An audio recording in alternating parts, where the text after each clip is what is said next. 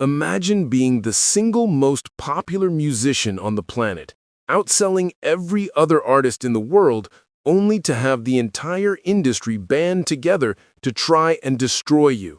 This was not just a case of bad reviews or a fickle audience. This was a coordinated attack. In 1979, the music business was ruled by sweat, denim, and guitars.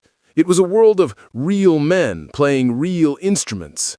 Then, out of nowhere, a pale, ghostly figure appeared on top of the pops, staring blankly at the camera and barely moving a muscle. He didn't play a guitar solo. He pressed a key on a machine that sounded like the future crashing into the present. For a brief moment, he was untouchable.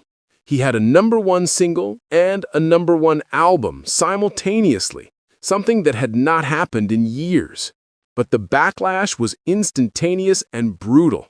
The Musicians' Union actually debated banning his instrument, claiming it was putting honest drummers and guitarists out of work. The press labeled him a freak, a one-hit wonder, and a soulless android. They analyzed his lack of facial expressions and spread rumors that he was mentally unstable or a corporate puppet created to steal money from teenagers. The pressure was so intense that it didn't just derail his career, it nearly cost him his life.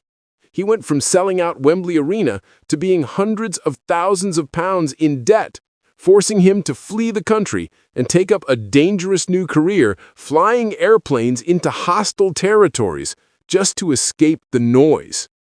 Most people thought he had vanished forever, another casualty of the fame machine. But they were wrong. It took 40 years, but the man they tried to erase eventually returned to conquer the very industry that rejected him. This is the story of how one man accidentally invented the future, lost his mind trying to survive it, and staged the greatest comeback in music history. To understand how unlikely Gary Numan's rise was, you have to understand who he was before the fame. He was not a trained pianist or a technical wizard. He was a 20-year-old punk rocker named Gary Webb from West London. His band, Tubeway Army, was aggressive, loud, and entirely guitar-based.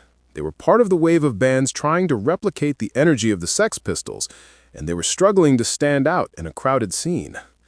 In 1978, Gary walked into Spaceword Studios with a handful of punk songs and a cheap guitar, fully intending to record a standard rock album that would likely disappear into the bargain bins. But fate had a different plan, and it was waiting for him in the corner of the control room. While the studio engineers were setting up the microphones for the drums, Gary wandered into the mixing room and spotted a strange piece of equipment that the previous band had left behind. It was a mini Moog synthesizer, a bulky, analog machine that was mostly used for background textures or novelty sound effects in progressive rock. It was not considered a lead instrument for a punk band. Curiosity got the better of him, and he walked over to it. The previous user had left the settings dialed to a deep, low-end bass tone. Gary pressed a single key, and the result was immediate. The entire room seemed to shake. It was a thick, grinding, mechanical growl that felt more like an earthquake than a musical note. Gary later described that moment as a light bulb switching on in a dark room. He realized instantly that a guitar, no matter how much distortion you piled onto it, could never produce that kind of sheer physical power. He turned to the studio engineer and asked if he could use the machine on his record. The engineer shrugged, likely thinking it was a waste of time, but allowed him to record a few layers. In a matter of hours, the punk album was scrapped. Gary began replacing his guitar riffs with heavy, buzzing synthesizer lines. He wasn't playing complex melodies, he was playing with one finger, letting the raw sound of the machine do the heavy lifting. He stripped the music down, making it colder and more rigid. When he took the recordings back to his record label, Beggar's Banquet, the executives were horrified.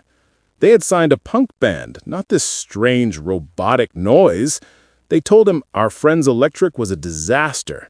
It was over 5 minutes long, it had no chorus, and the verses were spoken rather than sung. They argued that radio stations would never play it and that the public would hate it.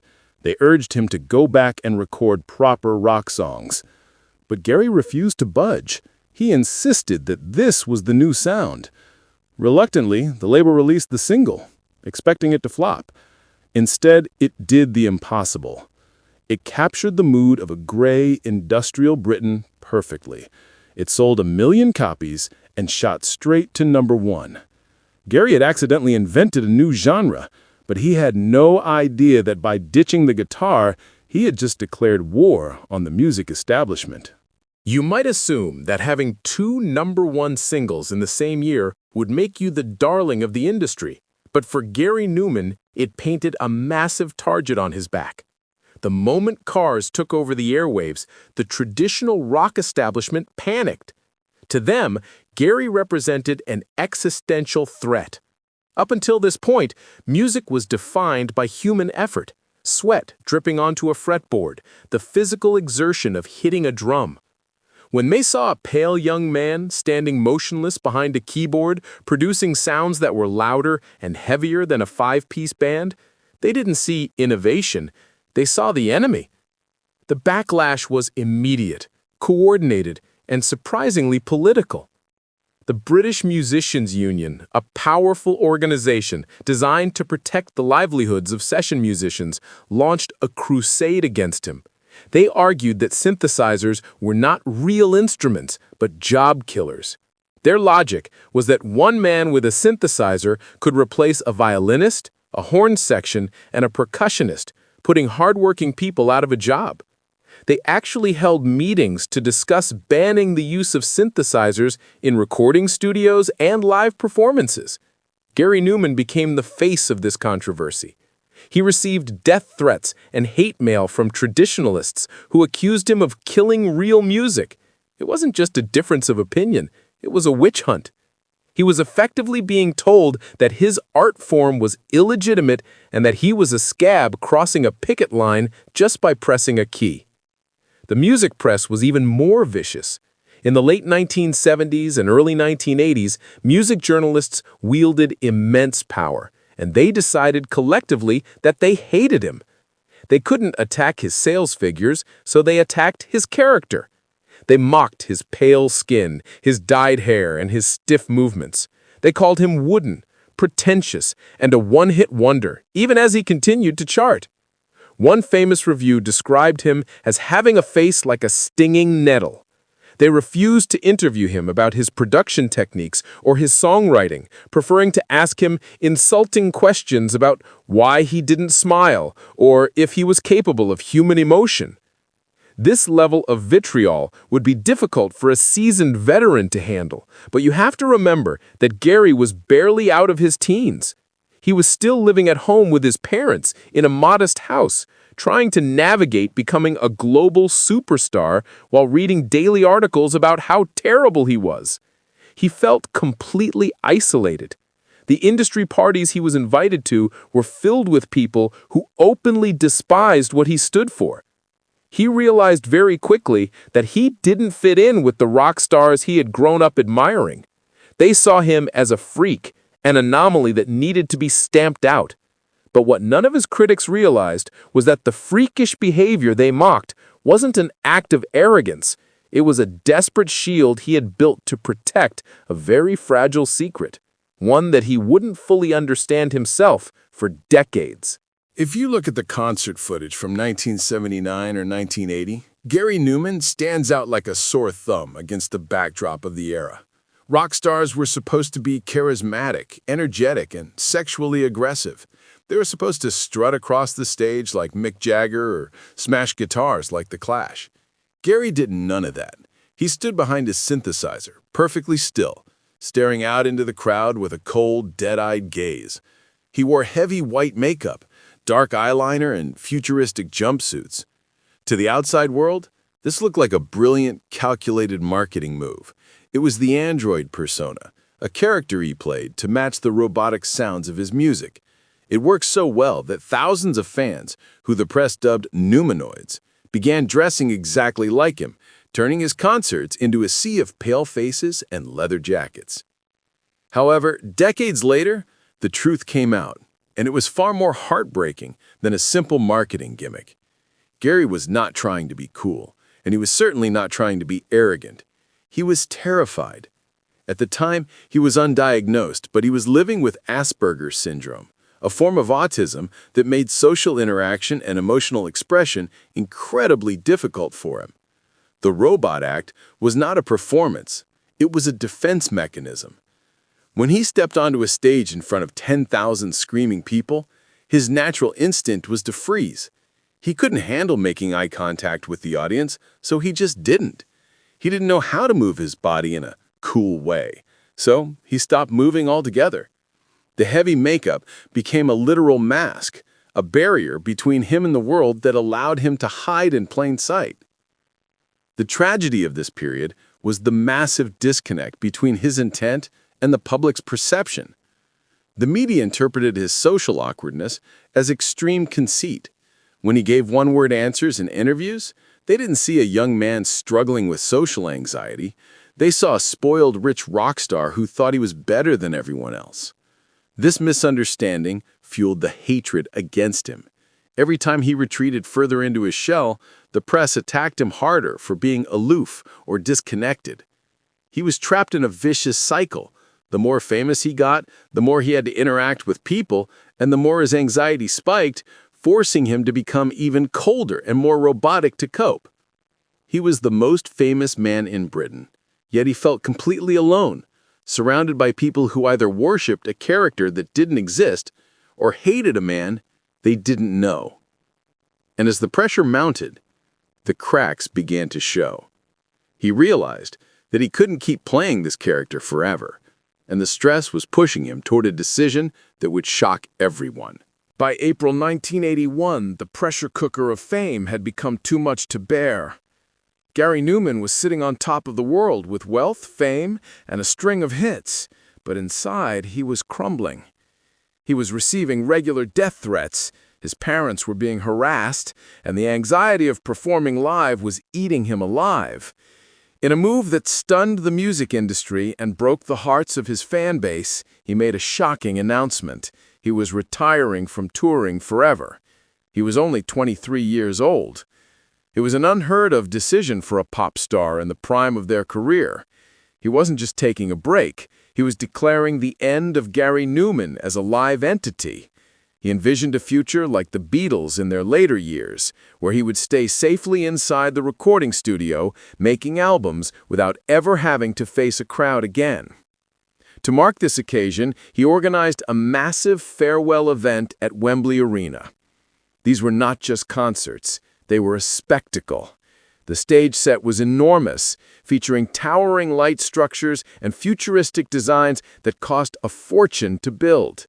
The atmosphere inside the arena was incredibly emotional. Fans were openly weeping in the aisles, believing they were witnessing the final moments of their hero's career. Gary played with an intensity that he had never shown before, and the shows were recorded for posterity. It was the perfect ending to a turbulent chapter. He walked off stage for the last time, believing he had saved himself from the madness of celebrity. He thought he had regained control of his life. But this decision turned out to be a catastrophic error in judgment. The problem was that Gary was a workaholic, and without the cycle of touring to keep him occupied, he became bored and restless almost immediately. Within 18 months, he realized he had made a mistake. He missed the connection with the audience, and he missed the thrill of the stage. He announced his return to touring, expecting his fans to be delighted. Instead, the backlash was ferocious. The music press, who already disliked him, now accused him of being a con artist. They claimed the entire retirement was a cynical marketing ploy designed to sell tickets and boost record sales. The narrative shifted overnight. He was no longer just the weird android. Now he was a liar and the manipulator. Fans who had spent their savings traveling to Wembley for his final show felt cheated. His credibility shattered. It is difficult to overstate how damaging this flip-flop was. In the music industry, trust is everything, and Gary had broken the bond with his audience. Sales for his next albums began to dip, and the venues started getting smaller. The industry sharks smelled blood in the water. They realized that the invincible pop star was actually indecisive and vulnerable. But while his music career began to wobble, Gary was already looking for a new escape route, one that would take him far away from the charts and straight into the path of genuine mortal danger. With his reputation in the music industry taking a nosedive, Gary sought adrenaline in a completely different world, aviation. This was not a casual hobby for a rich celebrity. It became an obsession that rivaled his passion for music. He didn't just learn to fly, he became a qualified air display pilot, performing dangerous low-level aerobatics in vintage World War II aircraft. He founded his own charter airline, Numan Air, and spent more time in the cockpit than he did in the recording booth. For Gary, the sky offered something the music business refused to give him: silence, brutal honesty, and freedom from judgment. In the air, no one cared if his record sales were down. The only thing that mattered was physics and survival. But this new passion was fraught with genuine danger, and he lost several close friends to crashes during air shows. It wasn't long before Gary himself brushed up against catastrophe, not in the air, but on the ground, in a hostile environment. In 1981, Gary decided to attempt a flight around the world in a single-engine Cessna. It was an ambitious and perilous journey that required precise navigation across vast stretches of ocean and desert. The trip was plagued with mechanical issues and terrifying storms, but the most dangerous moment occurred when they landed in India. Gary and his co-pilot touched down in Calcutta, exhausted and looking forward to rest. However, they had made a critical error. They were carrying cameras to document the journey, and they were flying a small plane that looked suspicious to the local authorities. Almost immediately upon landing, they were surrounded. The authorities did not see a British pop star. They saw two potential spies or smugglers entering their airspace with surveillance equipment. The situation escalated rapidly. They were arrested and detained on suspicion of espionage and smuggling. For a young man from West London who was used to luxury hotels and backstage catering, this was a waking nightmare. They were held in a bleak room, interrogated, and effectively cut off from the outside world. The threat was very real. Smuggling charges in that region could lead to years in a brutal prison system. The diplomatic channels were slow, and for a while it looked like Gary Numan might simply vanish into the Indian legal system. It took frantic negotiations and the intervention of officials to finally secure their release. They were eventually allowed to leave, but the experience left a deep scar. He had flown around the world to escape the prison of his fame, only to nearly end up in a real one. He returned to England with a new perspective on life, but he came back to a music career that had completely collapsed in his absence. The 1990s were, without exaggeration, the darkest period of Gary Numan's life. If the 80s were a roller coaster of high peaks and sudden drops, the 90s were a long, slow slide into irrelevance. The musical landscape had shifted violently. The electronic sound he had pioneered was now considered ancient history, replaced first by the guitar-heavy grunge movement from America, and then by the swagger of Britpop. Gary Numan was no longer the futuristic icon. He was seen as a relic, a joke from a bygone era that refused to leave the stage. But the problem wasn't just that tastes had changed. The problem was that Gary started chasing them. Desperate to reclaim his spot on the charts, he stopped leading and started following. He began hiring producers to make him sound like Prince or Janet Jackson or Robert Palmer. He wore shiny suits and wrote generic, radio-friendly pop songs that had none of the dark magic of his early work. He was trying to be someone else, and the public could smell the desperation. Financially, the situation was catastrophic. The fortune he had amassed in his early 20s had evaporated. His airline business, Numan Air, collapsed, dragging him into a quagmire of debt. At one point, he owed the bank hundreds of thousands of pounds. He had to sell his beloved aircraft, his cars, and his large home, moving into a smaller property just to keep the creditors at bay. The humiliation was public and relentless. He went from playing 3 nights at Wembley Arena to playing half-empty clubs and student unions. There were nights where he walked out on stage to face fewer than 200 people, some of whom were only there to heckle him. The press, who had always been cruel, now simply ignored him, which was arguably worse. He was effectively erased from the cultural conversation. The lowest point came in 1992 with the release of his album Machine and Soul. Even hardcore fans struggle to defend it today. It was a hollow, confused record that sounded like cheap elevator music. Gary later admitted that he hated the music he was making. He was writing songs purely to appease record executives, hoping to get a single played on daytime radio. He had lost his artistic integrity, his money, and his confidence. He was convinced that his career was over. He walked into a meeting with his wife, Gemma, and told her that he was done. He couldn't take the rejection anymore.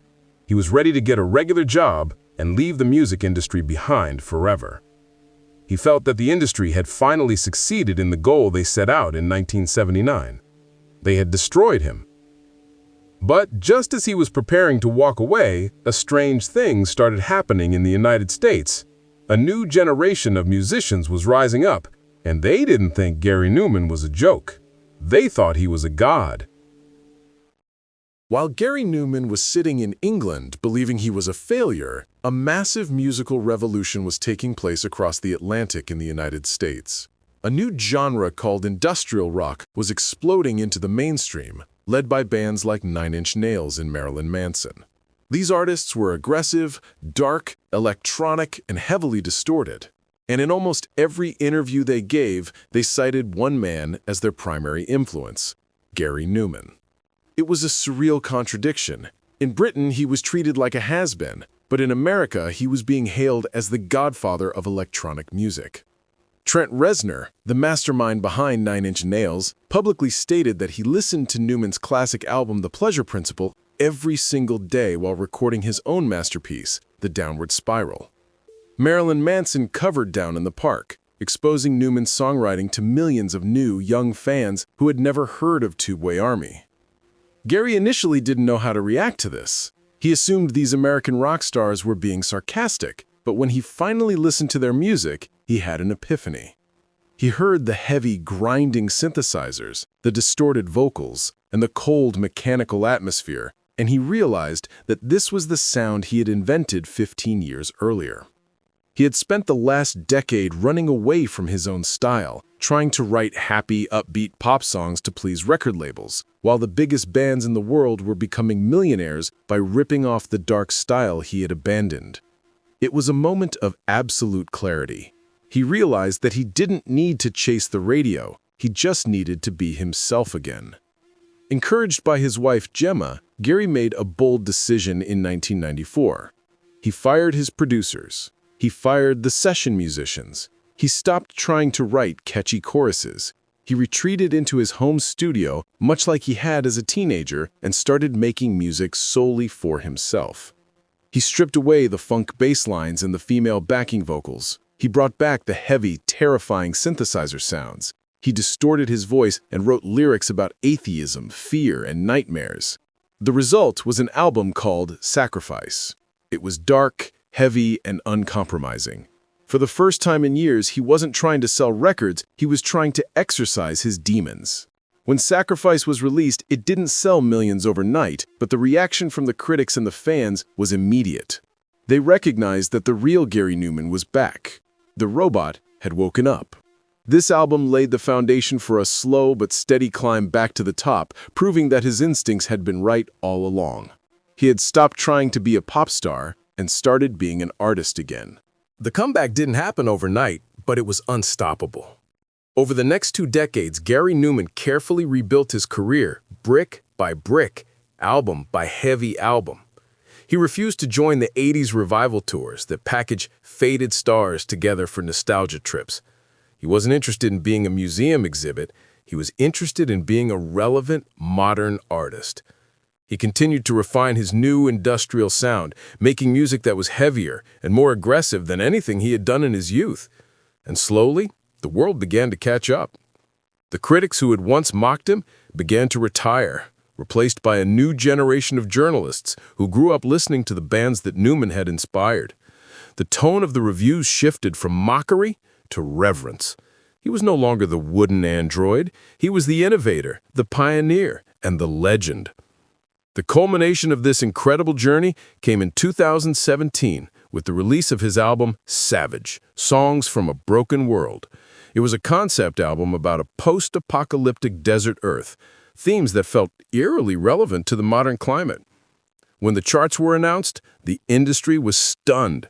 Savage entered the UK charts at number 2. It was his highest charting album in nearly 40 years. Let that sink in. 40 years after the industry declared him dead, 40 years after the Musicians Union tried to ban him, and decades after he was playing to empty rooms, Gary Numan was back at the very top of the charts. He was competing with modern pop stars like Taylor Swift and Ed Sheeran. And he did it without compromising. He didn't write a pop song. He wrote a dark, electronic nightmare. And the public loved it. The final seal of approval came from the establishment itself. The same industry bodies that had once scorned him began handing him Lifetime Achievement Awards. He received the majestic Ivor Novello Award for Inspiration, essentially the highest honor a songwriter can receive in Britain. He sold out the Royal Albert Hall, one of the most prestigious venues in the world, filling it with a mix of original fans from 1979 and teenagers who had discovered him through 9 Inch Nails. Standing on that stage, looking out at thousands of adoring fans, Gary Numan had achieved the ultimate revenge. He hadn't just survived the machine that tried to destroy him, he had outlasted it. He proved that while trends fade and critics disappear, true innovation is immortal. He remains the only rock star in history to be hated for being too early, only to be worshipped for being right on time. Gary Numan's story is more than just a biography of a musician. It is a harsh lesson on how the entertainment industry treats those who dare to be different. In 1979, the world looked at a young man with undiagnosed autism, paralyzed by social anxiety, and instead of offering understanding, they offered ridicule. They mocked him for being, quote, robotic when he was simply trying to survive the noise. They tried to outlaw his instrument because they were terrified of change. It is easy to look back now and laugh at the idea of the Musicians Union trying to ban synthesizers, but at the time, it was a genuine attempt to crush innovation. The industry wanted Gary Numan to be a traditional rock star, to smile for the cameras and to play by the rules. If he had listened to them, if he had picked up a guitar and written standard love songs, he likely would have been forgotten 40 years ago. Instead, his refusal to conform is exactly what saved him. The very things he was bullied for, his coldness, his mechanical sound, his detachment, became the blueprint for entirely new genres of music. Without Gary Numan enduring the hatred of the press in the early 80s, we likely would not have 9 Inch Nails, Depeche Mode, or the entire industrial rock movement. He took the abuse so that future generations of weirdos could stand on stage and be themselves. His career proves that while the mainstream might reject the future when it first arrives, eventually the world always catches up. It serves as a reminder that being ahead of your time is often more painful than being behind it, but the reward is immortality. Gary Numan started as the man the music industry tried to destroy, but he ended up being the man the music industry could not exist without. What do you think was the biggest factor in Gary Numan's survival? Was it his sheer stubbornness? Or was it the validation from American bands like 9 Inch Nails that finally woke the world up? I want to hear your thoughts in the comments below. If you enjoyed this deep dive into the dark side of music history, please hit that like button and subscribe to Retro Celeb Talk. We have plenty more stories about the icons who fought the system and won, coming up very soon. Thanks for watching, and I will see you in the next video.